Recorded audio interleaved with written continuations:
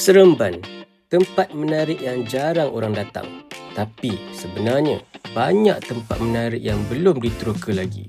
Jom jalan-jalan bajet ke Seremban.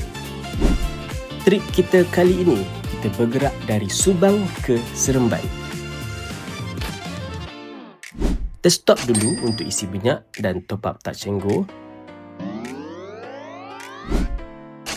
First, kita singgah breakfast di kedai Wak Lempeng, Seremban. Kalau datang Seremban, ramai yang tak lepaskan peluang singgah sarapan dekat sini.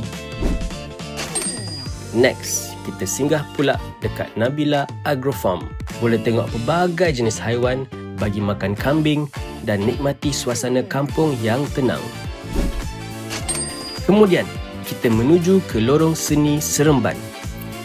Kepada peminat seni mural, setiap lorong ada lukisan unik yang sesuai dijadikan pot OOTD dan fotografi. Kita singgah pula di Perpustakaan Sir Henry Gurney. Bangunan lama sesuai untuk ambil gambar. Seni bina kolonial yang masih terpelihara memberi suasana nostalgia. Seterusnya, kita ke kedai krepek Paroi. Lebih 100 jenis krepek yang rangup dan sedap. Dari krepek tradisional hingga snack moden. Memang rambang mata nak pilih yang mana satu. Last sekali, boleh cuba untuk berada hiking di Gunung Angsi, Seremban. Antara gunung mesra pendaki dengan pemandangan cantik di puncak yang berbalon. Jadi, bajet keseluruhan trip ini adalah